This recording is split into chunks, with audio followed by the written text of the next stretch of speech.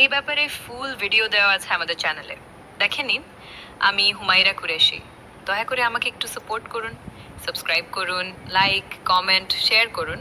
Facebook থেকে দেখলে follow করুন। ধন্যবাদ। আমাদেরকে সহযোগিতা করুন, আমরা আপনাদের সহযোগিতা করব। প্রয়োজন হলে বাড়িতে পাঠাবো আমরা মানুষ, আমাদের কর্মচারীদের, সহযোগী কর্মচারীদের, যাতে আমরা পোর্টালে আপলোড করা, ফর্ম নথিভুক্তকরণ করা এটা ঠিকঠাকভাবে হয়।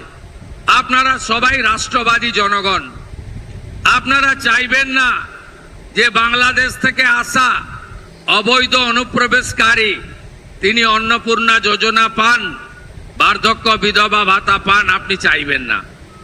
কারণ এটার অধিকার কেবলমাত্র ভারতীয় নাগরিকদের রয়েছে।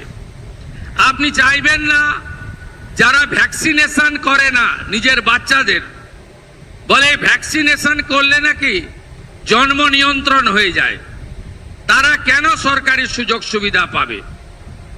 যারা সরকারি স্কুলে বাচ্চাদেরকে ভর্তি করান না, সরকার অনুমোদিত স্কুলে বাচ্চাদের ভর্তি করেন না, যারা এমন জায়গায় বাচ্চাদেরকে ভর্তি করান যেখানে তাদেরকে এমন শিক্ষায় শিক্ষিত করা হয় যেখানে বন্দে মাতরম গাইতে বা জাতীয় সঙ্গীত গাইতে তাদের অসুবিধা হয়, তারা কেন সরকারি সুযোগ সুবিধা পাবে?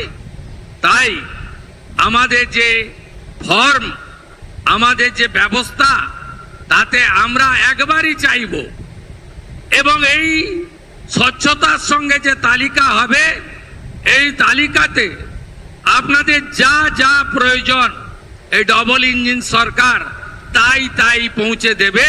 যেখানে দুর্নীতি থাকবে না, মধ্যস্বত্বভোগী থাকবে না, আপনারা প্রতারিত হবেন না, আপনারা একজন এই রাজ্যের নাগরিক হিসেবে আপনার অধিকার আপনি পাবেন।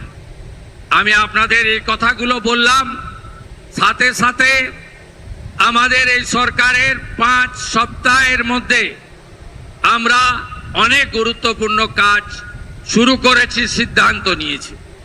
আমরা দেশকে সুরক্ষিত করার জন্য সীমান্তের জমি বিএসএফকে হস্তান্তর করা, জনগণনার কাজ শুরু করানো, বিএনএস এর আওতায়